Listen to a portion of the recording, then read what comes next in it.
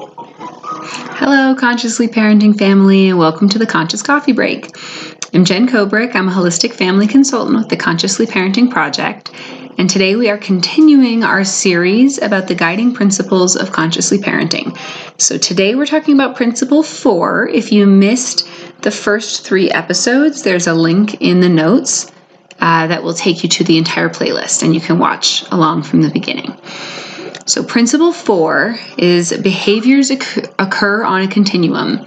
Behaviors in children and parents too correlate to the parent's own neurodevelopment and attachment status. So that's a lot of big words. And basically it means that we can't give what we have not received. So if we grew up in a family that did not include conscious parents, it's really hard to turn around and give our kids conscious parenting. And that's why we find a lot of these things really difficult when we try to do things differently than what we've experienced.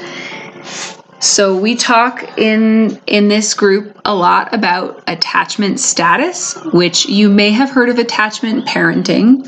Some of you may have heard of attachment theory, which is not the same thing.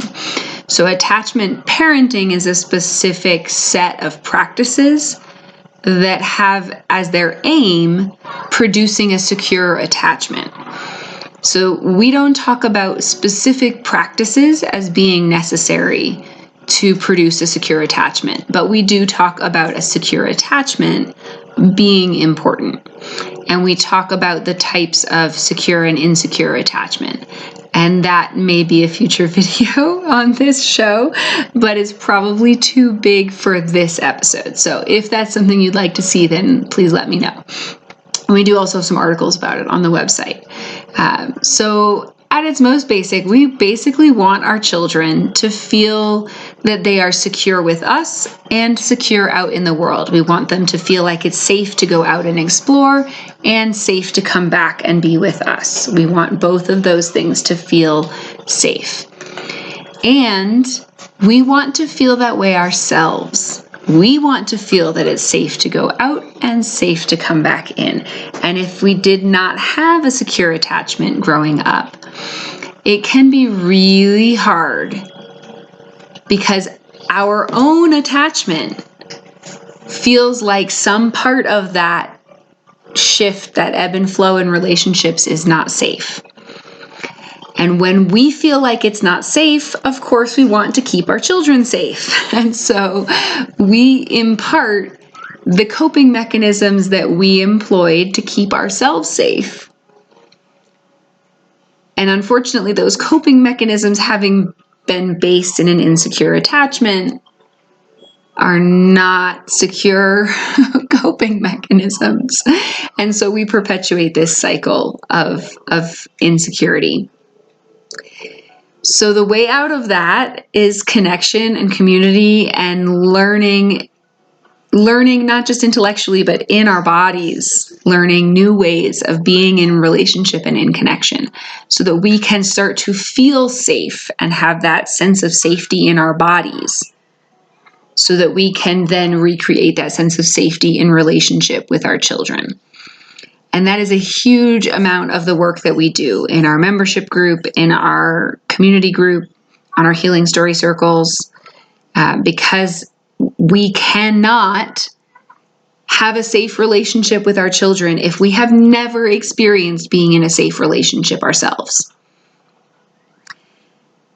So just very briefly, to get into the attachment piece of this a little bit more, for some of us, we got the message growing up that it was safe to be close to our parents, but something was not safe about going out. And this could be a message that came from our parents of not being allowed to feel safe in exploring. And generally, remember, this is because our parents did not feel safe, not because they were trying to hinder our development.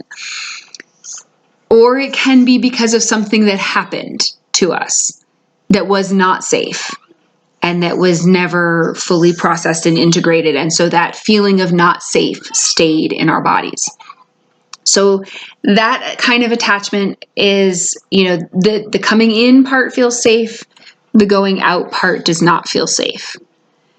For some of us, the attachment pattern is that the going out feels totally safe. Go play, go run and, play in the street, go over to the neighbor's house.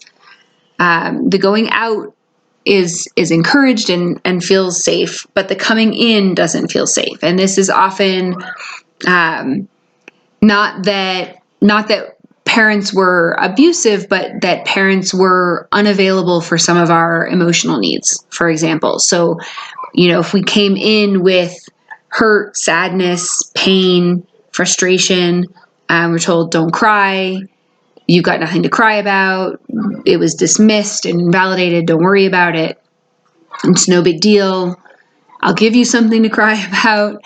And so we felt that it was not safe to come into that close, intimate relationship with all of the parts of ourselves. So the going out felt good, the coming in did not feel so good. And for some people, either neither of those felt safe, or neither of those felt safe all the time. Sometimes it felt safe and sometimes not. Sometimes it felt safe to come in and sometimes not. Sometimes a parent could listen, sometimes we were dismissed. Sometimes we were encouraged to go explore, and other times we were told that it wasn't safe out in the world. And that kind of more unpredictable pattern, I don't know if it's going to be safe, is what's common in abuse relationships.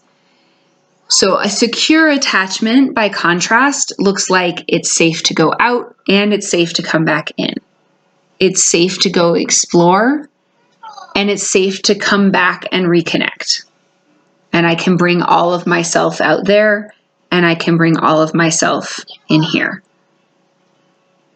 So we can, as adults, if we did not grow up with that kind of secure relationship, we can develop what's called an earned secure attachment, which is where we experience in adulthood a secure attachment relationship that we can then use as the blueprint for other relationships.